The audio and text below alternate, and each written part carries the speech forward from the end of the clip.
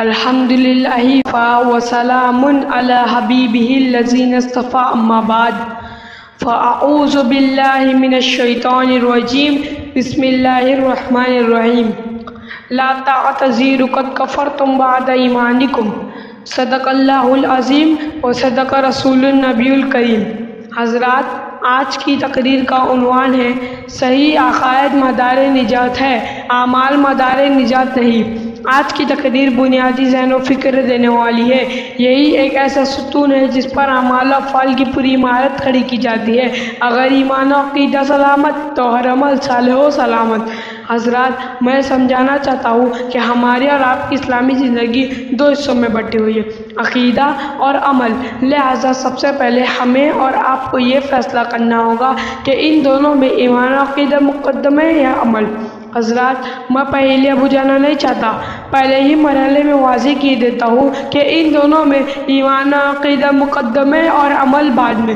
مثلاً ابھی ایک غیر مسلم اس محفل میں آ کر یہ اعلان کرے کہ بھائیو، ہم برسوں سے ریسرچ و تحقیق کرتے رہے کہ اس روئے زمین پر سب سے سچا اور صحیح مذہب کون سا ہے، تو اب مجھ پر یہ حقیقت واضح ہو گئی کہ اس لمبی چوڑی زمین پر سب سے قابل قبول اور پسندیدہ مذہب اسلام ہے۔ تو اب میں آپ سب لوگوں کو گواہ بنا کر مسلمان ہونا چاہتا ہوں، آپ لوگ مجھے بلا تاخیر مسلمان کر لیجئے۔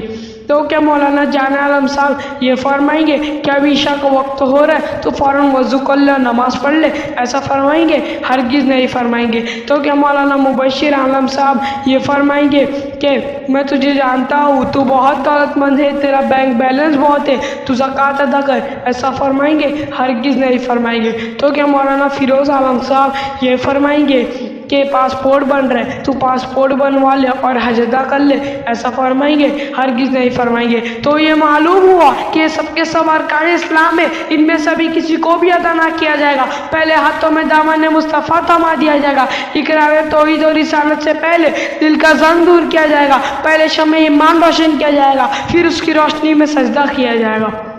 یہی میرا کہنا ہے کہ اگر کوئی اسلام میں داخلہ لیتا ہے تو پہلے اس کے ہاتھوں میں اللہ کے رسول سرور عالم صلی اللہ تعالی وسلم کا دامن کرم دیا جاتا ہے۔ اس کا مطلب یہ ہے کہ جب ان کو مانے گا تو اسلام کا ہر فرمان مانے گا، اور جب انہی کو نہیں مانے گا تو نماز، روزہ، حج، زکوٰۃ کو کیا مانے گا؟ پہلے خدا کا سجدہ نہیں کیا جاتا بلکہ دل کی دنیا کو نور مصطفیٰ سے معمور کیا جاتا ہے۔ حضرات، جب ماننے کی بات آئی ہے تو ایک بات برسر راہ عرض کرتا چلوں، کسی بھی گفتگو سے پہلے یہ جاننا ضروری ہے کہ منصب نبوت جاننے پہچاننے کا ہے یا ماننے کا۔ حضرات، یہ حقیقت واضح ہے کہ نبی اور رسول کو صرف جانا پہچانا نہیں جاتا بلکہ مانا جاتا ہے۔ یہی ایمان و کفر کا حد فاصل اور نشانی امتیاز ہے۔ اب اس اصول کو ایک منہ بولتی مثال سے سمجھے۔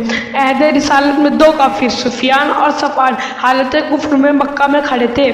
یہ دونوں کافر سفیان اور صفوان اپنے ماتھے کی آنکھ سے دیکھ رہے تھے کہ ایک بھیڑیا شکار کی غرض سے ہرن کو دوڑا رہا ہے اور ہرن جان بچا کر بھاگ رہا ہے۔ اتنا تو آپ بھی جانتے ہوں گے کہ مکہ مکرمہ کی زمین دو حصوں میں بٹی ہوئی ہے، پہلا حصہ ہل اور دوسرا حصہ حرم۔ ہل مکہ مکرمہ کی اس خطے ارض کو کہتے ہیں جہاں شکار کرنا درست ہے، اور حرم مکہ مکرمہ کے اس خطے ارض کو کہتے ہیں جہاں شکار کرنا حرام ہے۔ اب یہ دونوں کافر سفیان اور صفوان بڑے ہرن اور بھیڑیے کا دوڑنا بڑے غور سے دیکھ رہے تھے۔ اچانک یہ دیکھا کہ جیسے ہی ہرن نے حرم میں پیر رکھا جہاں شکار کرنا حرام ہے، بس ویسے ہی بھیڑیا رک گیا، گویا پاؤں میں کسی نے آلی بھیڑی ڈال دی ہو۔ یہ دیکھ کر صفوان نے سفیان سے کہا، مجھے بہت ہی حیرت و تعجب ہو رہا ہے کہ ایک بھیڑیا بھی جانتا ہے کہاں شکار کرنا چاہیے اور کہاں نہیں کرنا چاہیے۔ خدا قادر مطلق نے بھیڑیے کو قوت گویائی عطا فرمائی اور اس نے پلٹ کر جواب دیا، اے لوگو، تمہاری حیرانی اس بات پر ہے کہ میں ہل حرم کو پہچانتا ہوں، اور میری حیرانی اس بات پر ہے کہ تم کیا بتانے والے اللہ کے رسول صلی اللہ تعالی وسلم کو نہیں پہچانتے۔ یہ سن کر صفوان نے سفیان سے کہا، اے سفیان، کہ اب بھی تم کو محمد رسول اللہ صلی اللہ تعالی وسلم کے نبی رسولوں پہ شک و شبہ ہے؟ سفیان نے جواب دیا، اے صفوان، آج نہیں، آج سے بہت دنوں پہلے سے جانتا ہوں کہ محمد رسول اللہ صلی اللہ تعالی وسلم اللہ کی نبی اور رسول ہے، لیکن اسے کبھی اپنا نہیں مانا، نہ اسے گلے لگایا، نہ اس کے لیے مسجد کا دروازہ کھولا، رہ گیا کافر کا کافر۔ تو یہ معلوم ہوا کہ نبی اور رسول کو صرف جانا پہچانا نہیں جاتا بلکہ مانا جاتا ہے۔ نبی کا منصب یہ ہے کہ اسے مانا جائے، جاننا اور ہے، ماننا اور ہے۔ ماننے کا تعلق دل اور صرف دل سے ہے۔ یہی وجہ ہے کہ ایمان کا تعلق کھوپڑی اور عقل سے نہیں رکھا گیا۔ عقل مانے یا نہ مانے، دل یہ گواہی دے دے اشہد ان لا الہ الا اللہ واشہد ان محمد رسول اللہ، اسے ہی ایمان کہتے ہیں۔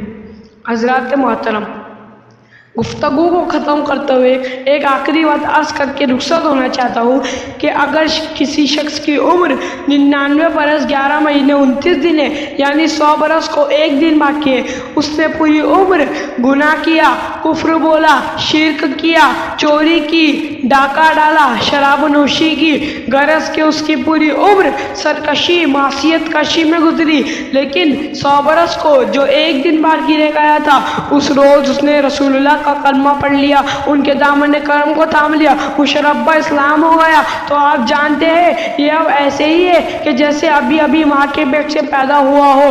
سارا گناہ اور پاپ دھل گیا، اس کے بعد نہ وہ ایک وقت کی نماز پڑھ سکا، نہ روزہ رکھ سکا، نہ حج کر سکا، نہ زکوٰۃ دے سکا، ایمان لایا اور اس کا انتقال ہو گیا۔ خوب جی لگا کے سنو، یہ مومن ہو کے مرا اور جنتی ہو کے مرا، یہ مومن ہے اور جنتی ہے، حالانکہ اس کے پاس عمل صالح نہیں، عمل کی ایک کہانی کوڑی تک نہیں، نہ سجدہ ہے، نہ روزہ ہے، نہ حج ہے، نہ زکوٰۃ ہے۔ جب فرائض نہیں تو نوافل اور سنن مستحبات کا کیا سوال؟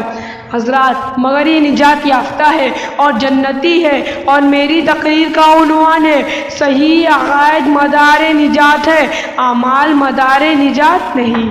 اب تصویر کا دوسرا رخ ملاحظہ فرمائیں۔ ایک شخص کی عمر 99 برس 11 مہینے 29 دن ہے، اس نے پوری عمر اللہ اللہ کرتا رہا، یاد الہی سے کبھی غافل نہ ہوا، نماز، روزہ، سجدہ، حج، زکوٰۃ اور 5 وقت نمازوں کے علاوہ اشراق، چاشت، اوابین، تہجد، غرض کے عبادت و ریاضت کا سارا سرمایہ اس کے پاس ہے، لیکن وہی 100 برس میں جو ایک دن باقی رہ گیا تھا، اس رات اس نے ہوش و حواس کی درستگی میں رسول اللہ کی توہین کر دی اور بے ادبی کر دی اور گستاخی کر دی، اور اس کے بعد وہ مر گیا۔ تو اب سن لیجئے، مسلمان نہیں، کافر ہو کے مرا، جنتی نہیں، جہنمی ہو کے مرا، گویا میرے سرکار ہی معیار ہے۔ بے شمار گناہوں کے بعد ان کا کلمہ پڑھ لیا، ان کا ہو گیا تو سارا گناہ اور پاپ دھل گیا، بلا روک ٹوک سیدھے جنت چلے گیا۔ عبادات کی لمبی فہرست، اعمال کا بڑا بوجھ، لیکن چھوٹ جائے جب ہاتھ سے ان کا دامن تو زندگی کا سب کیا طرح مٹی میں مل گیا، اب اس میں سے کچھ کام نہ آئے گا۔ کسی شاعر نے کیا ایک خوب کہا ہے، چھوٹ جائے اگر ہاتھ سے دولت کونین تو کیا غم، چھوٹ جائے اگر ہاتھ سے دولت کونین تو کیا غم، چھوٹے نہ مگر ہاتھ سے دامن محمد صلی اللہ علیہ وسلم۔